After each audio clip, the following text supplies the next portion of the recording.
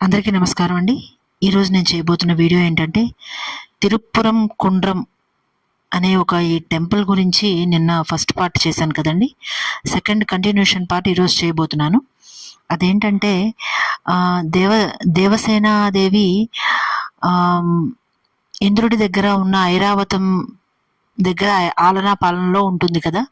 అలాగే సుందరవల్లి అంటే శ్రీవల్లిగా అవ్వవలసిన ఆ సుందరవల్లి గిరిజన నాయకుడైన మునీశ్వరుని తేజస్సుతో అయోనిజగా ఒక గిరిజన తండాలో ఆవిడ అయోనిజగా పుడుతుంది. అయితే అనతి కాలంలోనే స్వామివారు తిరుపురం కుండ్రంకి వస్తారు. ఎందుకు అంటే గనక అంటే అక్కడ ఉన్న చెందూరులో కుమారస్వామి ఎలాగా అక్కడ ఉన్న ఒక రాక్షసుడిని సంహరిస్తారనమాట. ఆ రాక్షసుడి పేరేమిటంటే గనక శూరపద్మం అనే రాక్షసుడు అనమాట. ఆయన్ని సంహరించింది దేవతలకి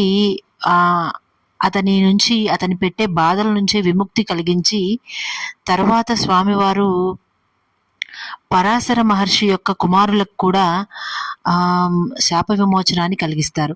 వాళ్ళు శరవణ తటాకంలో చేపలుగా శాపం పొంది ఉంటారు కాబట్టి వాళ్ళకు కూడా శాప విమోచనాన్ని కలిగించి వాళ్ళ అసలైన రూపాలకి వాళ్ళని తీసుకొస్తారు. అలా తీసుకొచ్చిన తర్వాత వాళ్ళు స్వామివారిని కోరతారనమాట. ఏమని అంటే కనుక, స్వామి మీరు ఈ ఊర్లో ఉండండి, ఈ ఊర్లో కొలువుండండి అని అడిగినప్పుడు విశ్వకర్మ అక్కడ ఒక చక్కని ఆలయాన్ని నిర్మిస్తారు. అయితే అదే సమయంలో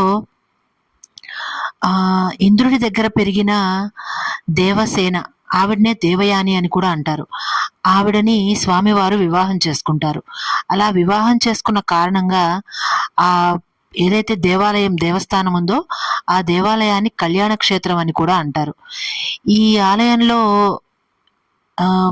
ఈ యొక్క గుడి యొక్క విశేషాలు ఏంటంటే గనక, ఈ మొత్తం తిరుపుర కుండ్రం ఈ ముఖ్యమైన విశేషాలు ఏంటంటే, ఈ ఆలయం మొత్తం ఒకే కొండ రాతి మీద నిర్మించబడిన ఆలయం అన్నమాట. అలాగే ఈ ఆలయంలోకి ప్రవేశించడానికి 48 స్తంభాలుగా ఒక్కొక్క స్తంభం మీద భగవన్మూర్తి అంటే దేవుడి యొక్క మూర్తులన్నీ చెక్కబడి ఉంటాయి. ఈ స్తంభాల మీద దుర్గాదేవి, విఘ్నేశ్వరుడు, పార్వతీదేవి,